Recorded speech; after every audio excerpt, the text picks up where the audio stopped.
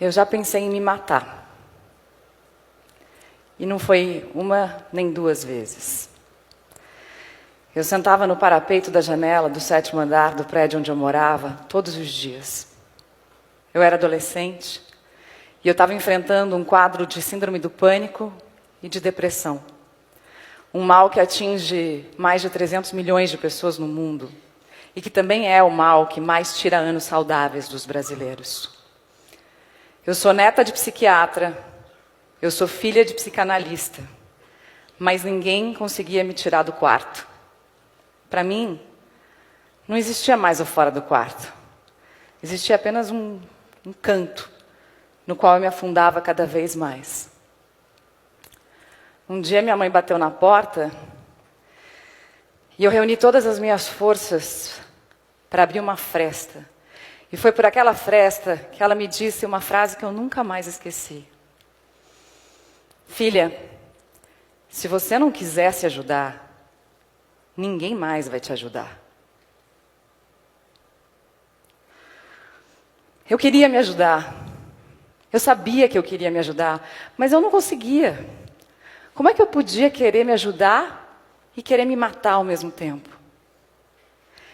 Quantas vozes moravam dentro da minha cabeça? Uma me dizia que tinha saída e a outra só conseguia olhar para o parapeito da janela. Quem era eu no meio dessas vozes? Eu era um corpo que doía, eu era uma tremenda dor de cabeça, eu era um oco por dentro. Mas ao perceber que eu não sabia direito quem eu era, eu me dei conta também de que eu podia ser diferente, de que a vida podia ser diferente. E aí eu me agarrei àquela esperança como um náufrago se agarra a um colete salva-vidas numa noite de tempestade.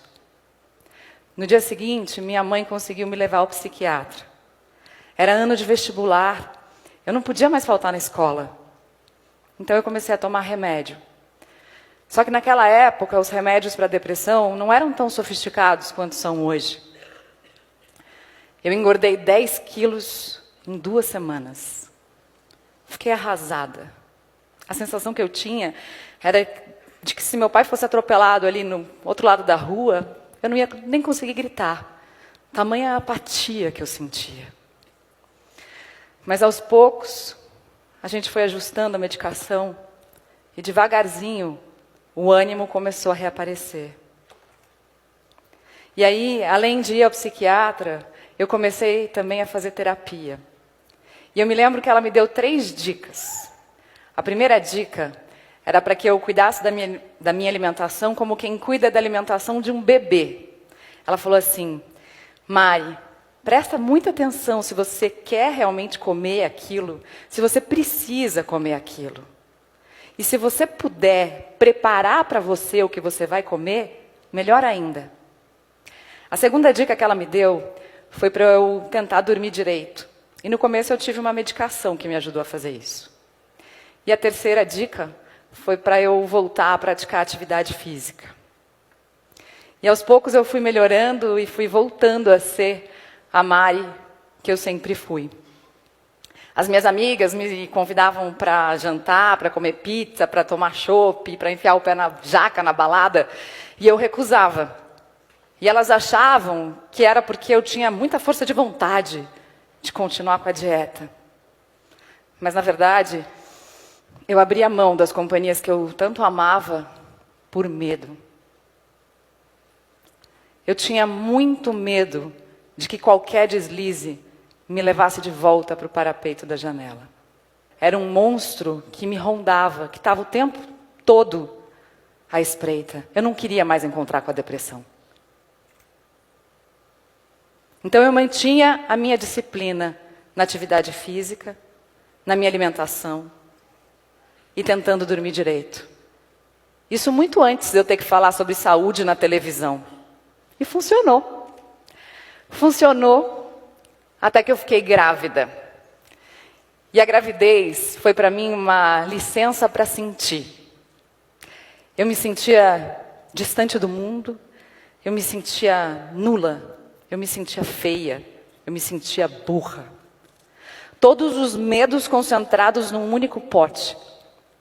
A minha dose diária de angústia era assistir a minha substituta na televisão de dentro da minha própria casa.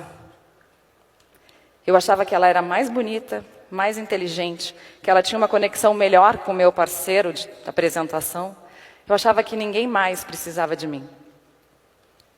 E eu não tinha mais ninguém para bater a minha porta, porque a minha mãe morreu quando eu tinha 20 anos, vítima de um AVC. Mas foi aí que eu me lembrei de uma porta que está sempre aberta. A meditação. Eu comecei a meditar quando eu tinha 12 anos. Eu era amiga do dono de um sebo que ficava na esquina da minha casa.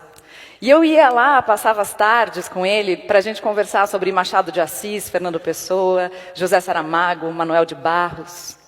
Até que um dia ele olhou para mim e falou assim: Mari, isso é para você. Esse livro é a sua cara. O livro se chamava Visualização Criativa e tinha uma mandala na capa. Eu tinha 12 anos. Eu não tinha a menor ideia do que era uma mandala. Eu não tinha a menor ideia do que era a visualização criativa.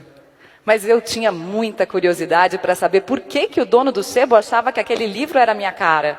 Então eu corri para casa e comecei a ler o livro e comecei a fazer os exercícios que o livro propunha. E um deles era assim: imagina uma bolha dourada na sua cabeça, depois na sua testa, na sua garganta, no seu coração, um pouquinho acima do umbigo, um pouquinho abaixo, até chegar na região pélvica. Eu coloquei um CD da Enya no meu microsystem e comecei a fazer o exercício. Só me dei conta de que aquele exercício tinha durado mais tempo do que eu tinha planejado quando o CD acabou. Eu tinha ido para um lugar mágico, cheio de luzes douradas, lilazes, violetas, verdes, azuis, um lugar que me parecia mais real do que a realidade. E eu lembro de ter pensado assim: gente, será que é isso que o pessoal chama de entrar em alfa? Eu tinha meditado por acaso, sem saber que eu estava meditando. E acho que por isso que foi tão fácil da primeira vez. E é claro que no dia seguinte eu quis repetir o exercício. Eu quis voltar para aquele lugar mágico, mas não funcionou. E aí, com a prática, eu fui entendendo que a meditação profunda não tem nada a ver com essa nossa vontade de controlar o mundo. A meditação profunda, ela requer entrega e não controle. A meditação dá aquilo que eu chamo não de big data da saúde, mas de core data. Ela te dá acesso aos dados do seu coração. Core, de conectar-se. O, de observar seus pensamentos, suas sensações, seus sentimentos, suas emoções. Depois que você conectou, observou, vem o R, de respirar com tudo que está ali.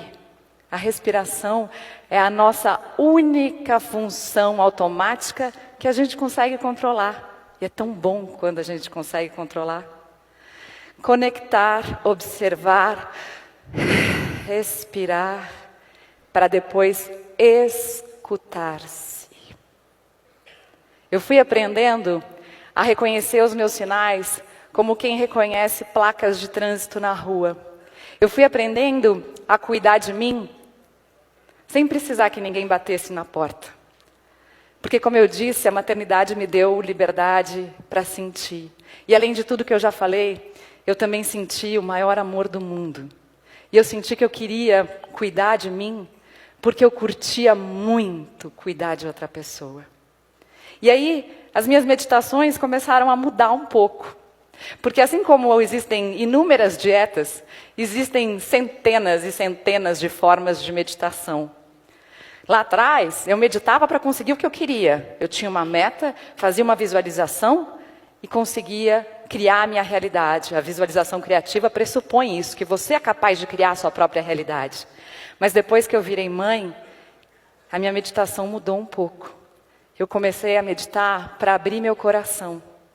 Eu comecei a meditar para ter mais bondade. Eu comecei a meditar para sentir mais gentileza, para vivenciar a gratidão. Porque hoje a ciência já sabe que a meditação pode sim funcionar como um grande filtro, porque ela altera circuitos cerebrais e deixa a gente mais otimista. A gente passa a ver a vida com outros olhos.